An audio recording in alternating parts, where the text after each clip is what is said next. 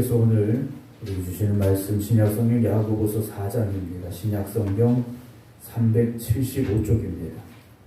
신약성경 375쪽 야고보서 4장 11절부터 17절 말씀입니다.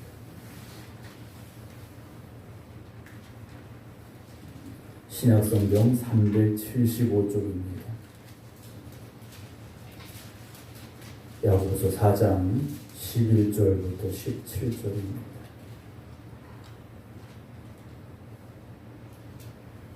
형제들아 서로 비방하지 말라. 형제를 비방하는 자나 형제를 판단하는 자는 곧 율법을 비방하고 율법을 판단하는 것이라. 네가 만일 율법을 판단하면 율법의 준행자가 아니요 재판관이로라.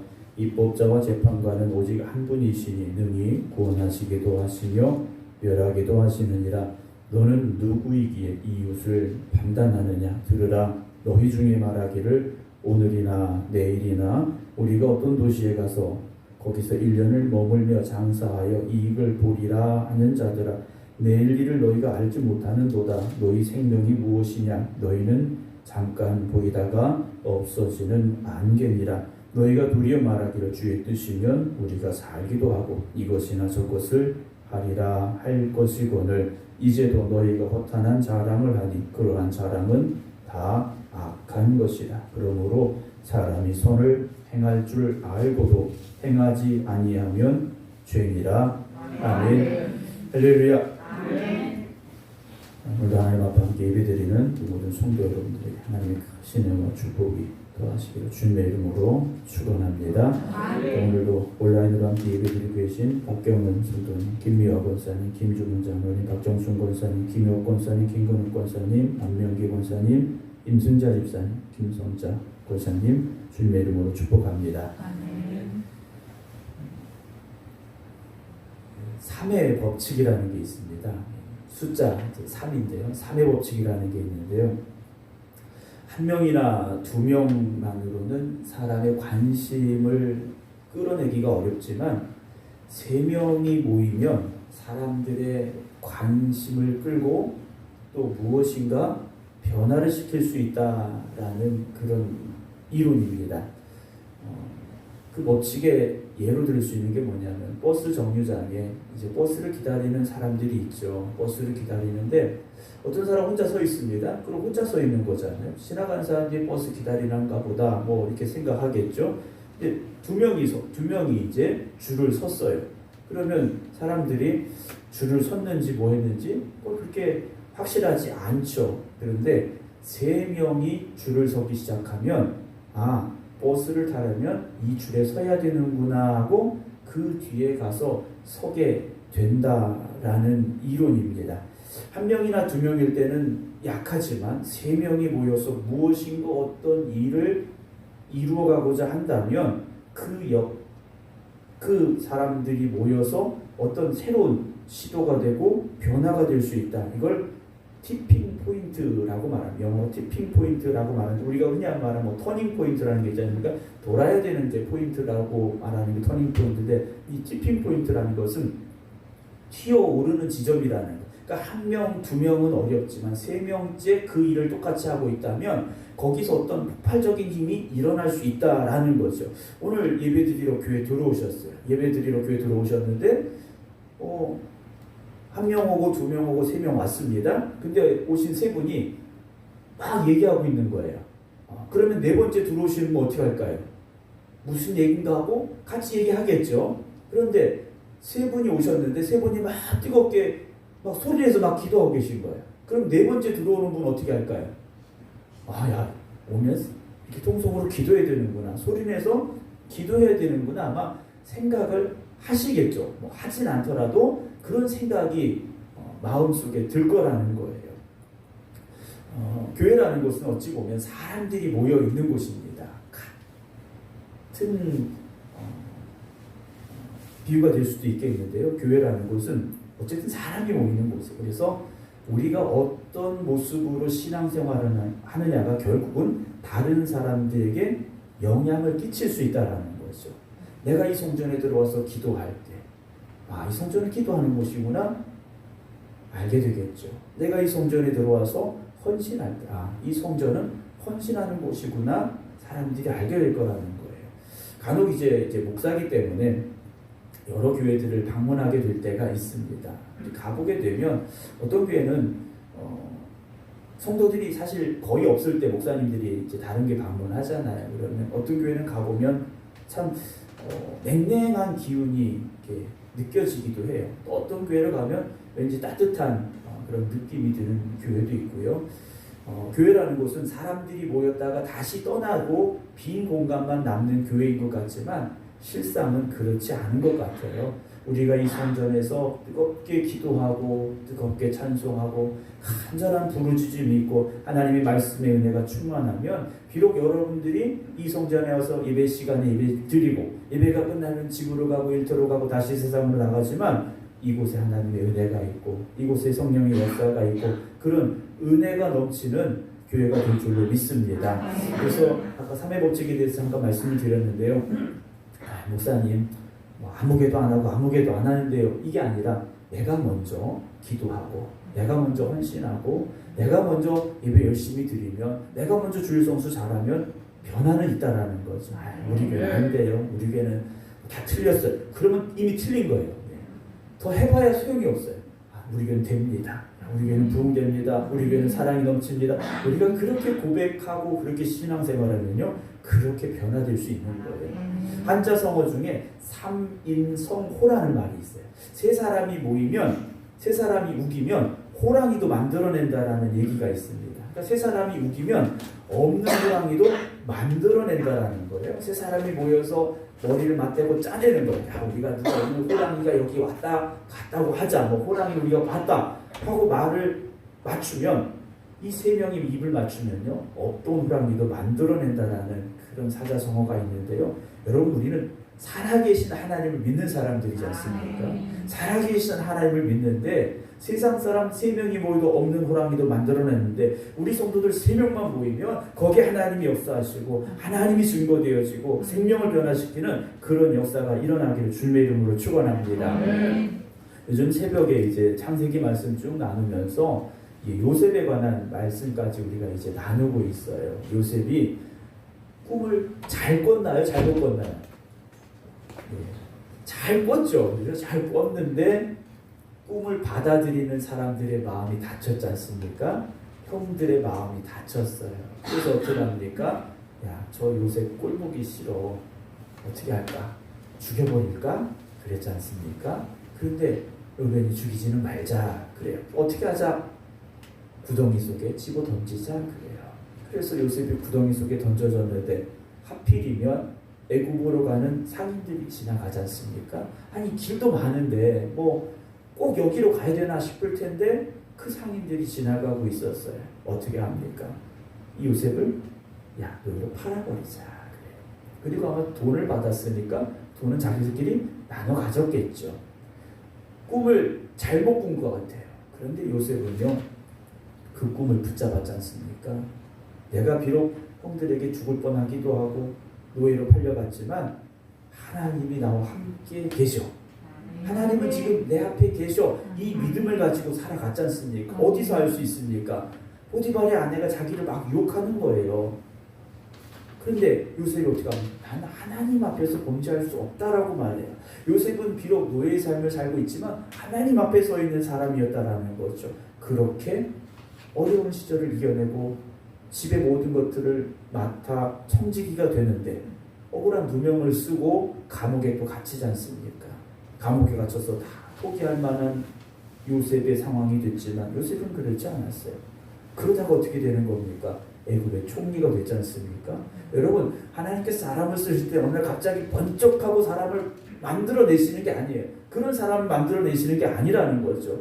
매일매일의 삶이 그리고 매일매일의 믿음이 쌓이고 쌓여서 어느 순간 위대한 믿음의 사람이 되지 않습니까? 우리는 누구를 봤습니까? 아브라함을 봤지 않습니까? 75세 부름받을 때 말씀에 순종해서 갔다. 대단한 믿음이죠. 75세 집을 떠나서 고향을 떠나서 아무도 없는 곳에 간다는 거 대단한 결심이었습니다. 그러나 그것만 가지고 된 게 아니지 않습니까?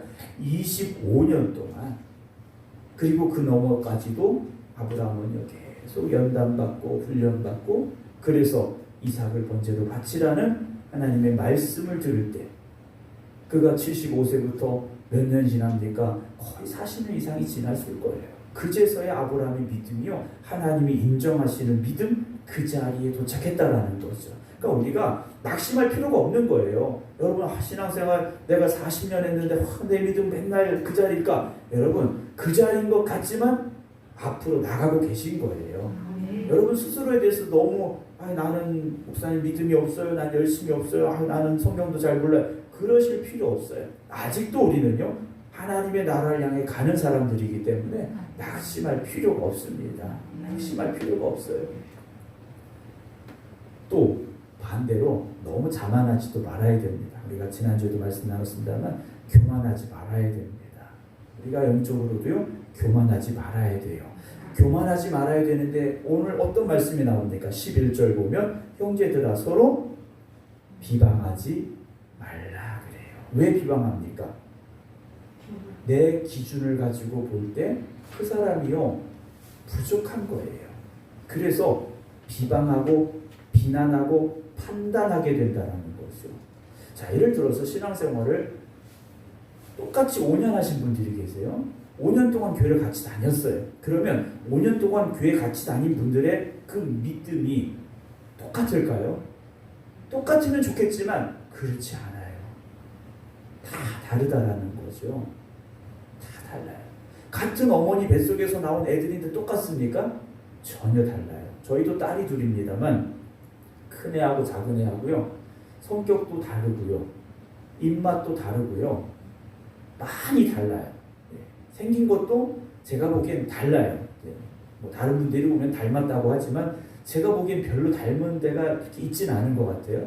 다 다르지 않습니까? 그러니까 우리는 사실 다 다른 사람들이 여기 모여 있는 거예요. 남자와 여자가 다르고 나이가 다르고 삶의 자리가 다르고 신앙의 연수도 다르고 살아온 환경이 다르고 다 다르지 않습니까? 다 다르다라는 것을 우리는 먼저 인정해야 돼요. 그렇기 때문에 다른 사람들을 비방하고 비난하고 판단하고 그러지 말자라는 거죠. 우리는 오직 뭐만 해야 됩니까? 사랑만 해주면 되는 거예요. 교회 안에서는 어떤 기준을 가지고 점수를 매기는 데가 아니지 않습니까? 학교에서는 직장에서는 점수를 매겨. 직장에서도요 승진을 시키려면 평가를 합니다. 예전에는 뭐 한 사람이 평가해서 이렇게 했다 그러면 요즘 뭐 다면 평가라 그래가지고 상사도 평가하고 뭐 동료도 평가하고 후임도 평가하고 뭐 이런 복잡한 과정들이 있더라고요. 그래서 신앙은요 그렇지 않습니다. 교회 안에서는요 점수 매기는 데가 아니에요. 뭐 100점부터 뭐 1점까지 줄을 세우는 데도 아니에요. 여러분 이거 이런 믿음으로 하나님 나라 갈 수 있을까? 여러분 절대 그런 의심하지 마시고요. 걱정하지 마시기 바랍니다. 1등만 천국 가는 게 아닙니다. 1등만 응답받는 게 아니에요. 교회 30년 다니면 기도의 응답이 막 있고 교회 처음 나오면 기도의 응답이 없느냐? 절대 그렇지 않습니다. 하나님께서 하시는 거예요. 하나님께서 하시는 거지 않습니까? 그런데 초대교회 안에요. 이 교회 성도들이 서로를 비방했다라는 거예요. 형제를 비방했다라는 겁니다. 형제를 판단했다라는 거예요.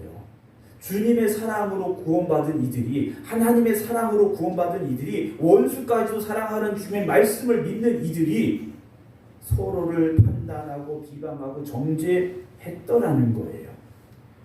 이런 안타까운 현실이요 초대교회의 모습 속에 있었다라는 거예요. 어떻게 합니까? 네가 만일 율법을 판단하면 율법의 준행자가 아니요 재판관이다. 우리를 판단하실 분은 하나님이십니다. 여러분 목사도 여러분들을 판단하지 말아야 됩니다. 제 자신도요 여러분들 판단하면 안 돼요. 아무개 권사님 주일날 한 번도 안 빠졌는데 왜 아무개 권사님은 주일날 이렇게 밥 먹듯이 빠지느냐. 물론 인간적인 생각을 가지고 그렇게 볼 수는 있겠지만 제가 그걸 가지고 정죄해서는 안 되죠. 가르침을 드릴 수는 있겠죠. 신앙의 방향을 보여드릴 수는 있지만 제가 정죄하면요 저도 잘못된 사람이 될 수밖에 없다라는 거예요. 그래서 교회는요 다른 사람들을 판단하는 곳이 아닙니다. 다른 사람들을요 판단하는 곳이 아니에요. 그 사람을 이해해 주려고 하고 그 그 사람의 상황이 어떤가를 우리가 염려해주고 걱정해줘야 되지, 그 사람들을 비난하고 판단해서만은 안 된다라는 것이죠. 12절에도 보면요, 입법자와 재판관은 누구십니까? 하나님이세요. 계명을 주신 분도 하나님이시고 그걸 판단하시는 분도 하나님이시다라는 거죠. 우리가 판단하지 말자라는 거죠. 능히 구원하시기도 하시며 멸하기도 하신다 그랬어요. 하나님께서 구원하실 사람은 구원하시는 거예요. 그러나 하나님 심판하실 사람은요, 심판하신다라는 거예요. 소돔과 고모라 심판하셨지 않습니까? 그런데 예수님과 함께 십자가에 달렸던 죄인은요, 구원받았지 않습니까? 여러분, 너는 누구이기 이웃을 판단하느냐. 이웃이라는 건 옆집 살아서 이웃이 아니라 함께 신앙생활하고 있는 믿음의 형제 자매들인데 그들을 판단하고 있다는 거죠. 여러분, 우리는 사실 모이면 거기 없는 사람 얘기하게 되는 경우가 훨씬 많아요. 왜냐, 여기 모여있는 사람들 얘기하기는 좀 껄끄러운 게 있을 수도 있어요. 그런데 여기 없는 사람은 얘기하기가 쉽잖아요. 그래서 한번 제가 말씀드린 기억이 있는 것 같기도 한데요. 뭐 어떤 이렇게 자리에서 얘기할 때는요, 얘기하다가 뭐 화장실 가거나 잠깐 자리를 비울 때 핸드폰을 놓고 가요. 그리고 어떻게 하느냐, 핸드폰 켜놓고 간대요, 애들이. 그리고 귀에는 이어폰을 꽂고 가는 거예요. 블루투스 이어폰이라고 꽂고 가면 그 핸드폰으로 내가 없는 사이 그 사람들이, 뭐 친구들이 무슨 얘기하는가 듣고 있다라는 거예요. 그거 얼마나 참 안타까운 현실입니까? 우리 성도님들이 모였을 때는요, 서로를 위로해주고 격려해주고 힘을 주고요, 사랑해주고요, 그런 이야기들만 오고 가면 우리 생명교회가 되길 주님의 이름으로 축원합니다. 근데 어떤 교회 가보면요, 못 잡아먹어서 안달이에요. 죄송한 표현이지만 진짜 못 잡아먹어서 안달나는 그런 사람들이 있더라고요. 우리 생명교회는 제가 지금까지 그런 분들을 찾을래야 찾을 수가 없었는데, 앞으로도 서로에게 위로가 또 서로에게 사랑을 줄 수 있는 우리 모두가 되기를 주님의 이름으로 축원합니다. 13절 보면요, 들어라 그래요. 들어라. 여기서는요, 그냥 들으세요 이게 아니에요. 들으라 그래요. 분명히 들어야 된다는 말씀이에요. 너희 중에 말하기를 오늘이나 내일이나 우리가 어떤 도시에 가서 거기서 1년을 머물며 장사하여 뭐라고 하니까 이익을 보리라. 즉 돈 좀 벌자. 이렇게 말하는 사람들이 있다라는 거예요. 우리가 어디 가서 한 1년 동안 장사해서 돈 좀 벌자 이런 얘기를 한다. 그럼 왜 그랬느냐? 소문을 들으니까 아무개가 어디 가서 장사를 했는데 돈을 많이 벌었다라는 거예요. 이 당시 로마가 지배하고 있던 그 시대인데, 로마라는 곳이요, 한 조그만 도시가 아니에요. 원래는 조그만 도시였는데 지금도 이제 이탈리아가 로마라는 도시가 있는데 그 조그만 도시가요, 거대한 제국을 이루게 돼요. 주변의 나라들을 다 점령해 나갔던 거예요. 거대한 제국을 이루게 돼요. 그래서 이 사람들이 배를 타고 다른 곳에 가서 물건을 사다가, 싼 곳에 가서 사다가 없는 곳에 비싸게 파는 무역을 하는 사람들이 많아진 거예요. 그러다 보니 야, 어디 가서 뭘 해가지고 이렇게 하면 돈을 벌더라, 이런 이야기들이 많이 오고 갔겠죠. 야, 그럼 우리도 그렇게 한번 한 1년 돈 좀 벌어보자 하는 사람들이 있었다라는 거예요. 그런데 14절 보면요, 내일 일을 너희가 압니까 모릅니까? 몰라요. 내일 일을 모른다라는 거죠. 여러분, 내일 일을 안다면 얼마나 좋겠습니까? 그런데 하나님은요, 우리에게 오늘이라는 시간만 주셨어요. 어제도요, 바꿀 수가 없어요. 어제도요, 바꿀 수가 없지 않습니까? 어제 일은요, 후회만 할 뿐이지 바꿀 수가 없는 거예요. 그럼 내일은 어떻게 합니까? 염려만 할 뿐이지 우리가 바꿀 수 있는 게 아니에요. 하나님은 우리에게 오늘이라는, 지금이라는 시간만 주신 거예요. 영원하신 하나님께서요, 우리에게 지금이라는 시간만 주신 거예요. 야, 앞으로 우리가 이것도 하고 저것도 하자? 이런 생각을 가지고 있을 수 있겠죠. 그런데 야고보 사도는 뭐라고 말합니까? 내일 일을 너희가 알지 못하는도다. 너희 생명이 무엇이냐? 너희는 잠깐 보이다가 없어지는 안개다 그래요. 제가 이제 생기가 오니까 앞에 이제 능천인가요? 이 시냇물이 흘러가는데 안개가 거기서 이렇게 많이 올라오더라고요. 이렇게 보면 안개가 꽉 찼을 때가 있는데 그 안개가요, 그냥 해 뜨고 좀 지나면 다 없어져 버려요. 뭐 이틀 3일 거기 막 꽉 차 있는 적이 없더라고요. 잠깐 꽉 찬 것처럼 보이지만 그냥 없어져 버린다라는 거죠. 그럼 왜 이런 예를 들었느냐? 15절 너희가 도리어 말하기를 이 말은 뭐니까 너희는 이렇게 말해야 된다는 거예요. 우리가 어디 가서 한 1년 머물면서 장사해서 돈 좀 벌자 이런 이야기를 하는 것이 아니라 주의 뜻이면 우리가 살기도 하고 이것이나 저것을 하리라 이렇게 말하자라는 거죠. 누구의 뜻이라면? 하나님의 뜻이라면. 하나님의 뜻이라면. 그래서 우리는요 하나님의 뜻을 구해야 된다는 거죠. 하나님의 뜻을 구하는 삶이 되어져야 됩니다. 뭘 먹을까, 뭘 마실까, 뭘 입을까 이것 생각하고 이것 고민하고 걱정하는 것이 아니라 먼저 하나님의 나라, 하나님의 의, 하나님의 뜻을 구하는 저와 여러분들이 되기를 주님의 이름으로 축원합니다. 이 바다에 가보면요 배가 여러 종류가 있습니다. 제가 초등학교 6학년 때 저희 아버지가 대천 앞바다에 있는 원산도로 목회를 하시러 가게 됐어요. 제가 그때 배를 아마 그 전에 탔는지는 잘 모르겠습니다. 어쨌든 제가 바다에서 배를 탄 건 그때 처음이었어요. 6학년 때, 초등학교 6학년 때 이제 섬으로 이사를 갔는데요. 그때 이제 섬에 가보니까 교회 청년 형이 바다에 이제 일을 하러 간대요. 그래서 뭐 같이 가자고 그래가지고 같이 갔어요. 뭐 저는 뭐 아무것도 할 수 없으니까 그냥 배에 앉아서 갔는데 무슨 배였냐면 이렇게 노를 뒤에 노가 달려 있어서 노를 이렇게 젓는 배였어요. 노를 젓는 배인데 그 형이 노를 잘 젓더라고요. 잘 저어서 갔는데 바다에 가보면 그렇게 손으로 노를 저어야 되는 배도 있죠. 그렇죠? 얼마나 힘듭니까? 또 어떤 배가 있느냐? 요즘은 그런 노를 젓는 배도 없고 하지만 어떤 배가 돛단 배가 있지 않습니까? 돛을 배가 있어요. 이 배는 좀 나아요. 바람을 타고 배가 움직이게 되더라는 거죠. 근데 바람 안 불면 꼼짝 못하는 거예요. 그렇지 않습니까? 그런데 요즘은 다 어떤 배입니까? 엔진이 달린 배예요. 동력선이지 않습니까?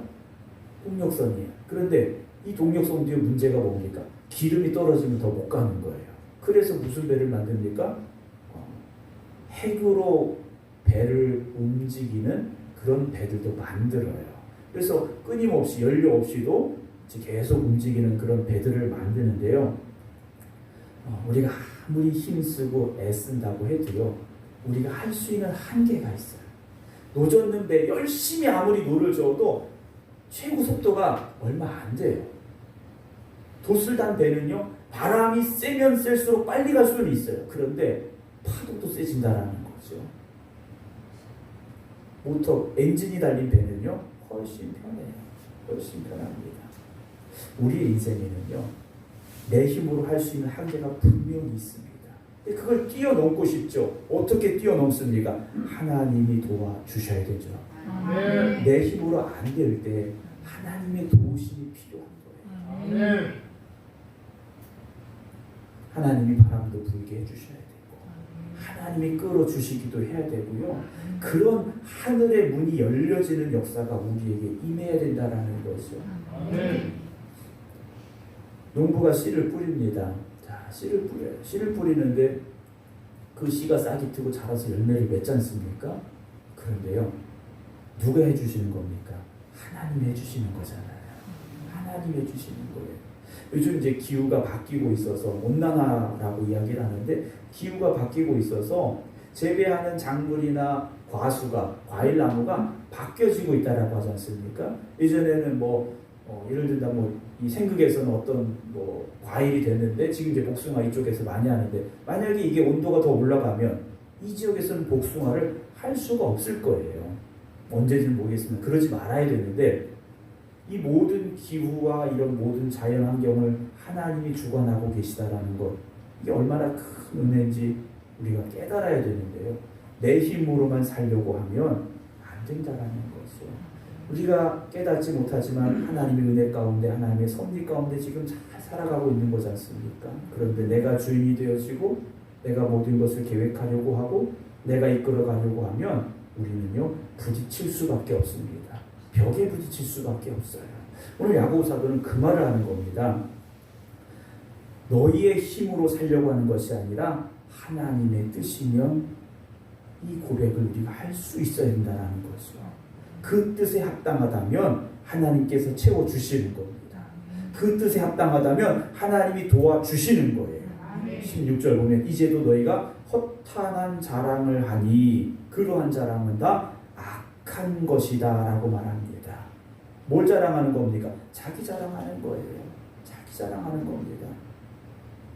이렇게 대화를 나누다 보면 어떤 분들은요, 자랑이 끝이 없어요. 자랑이 끝이 없어요. 우리 성도들은요, 누구를 자랑해야 됩니까? 하나님 자랑해야 됩니다. 나를 자랑하는 게 아니라 나는 이렇게 연약한데, 나는 이렇게 부족한데 하나님이 도와주셔서, 하나님이 역사하셔서, 하나님이 사랑해 주셔서, 하나님이 채워주셔서 우리가 이렇게 살아가고 있음을 자랑할 수 있어야 돼요. 그런데 나를 자랑하면 그것은 결국 악한 것이 될 수밖에 없다라는 거죠. 악한 것이 될 수밖에 없어요.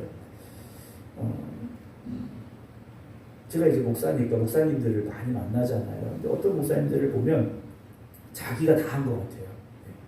뭐 교회 부흥도 뭐도 다 자기가 잘한 것 같아요.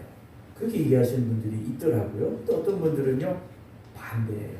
난 한 거 아무것도 없는데 하나님이 도와주셔서, 하나님이 사랑하셔서, 하나님이 허락하셔서 라고 고백하시는 분들이 있어요. 그런데 그분들을 보면요, 그냥 가만히 있었던 건 아니에요. 그런데 결국 그 열매는 하나님이 맺게 해 주셨더라는 거지 않습니까?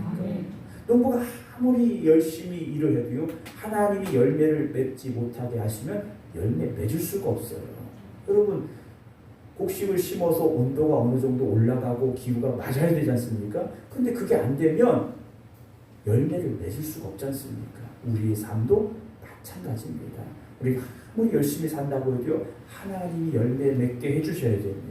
하나님이 허락해 주셔야 되는 거예요. 우리가 이제 다음 주일은 추수감사주일 예배를 드리는데요, 어떤 얘는 그런 얘기도 하더라고요. 뭐 이게 농사 짓는 것도 아닌데 뭐 추수감사, 뭐 매추감사, 뭐 이런 거 해야 되냐 하시는 분들도 있다는 얘기를 들었어요. 그런데 그 고백이 뭡니까?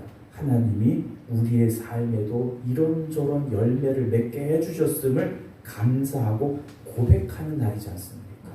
그런 감사의 고백을 우리가 할 수 있어야 되죠. 자기 자랑이 아니라는 걸. 17절 마지막 절 봅니다. 그러므로 사람이 선을 행할 줄 알고도 행하지 않으면 죄다 그랬어요.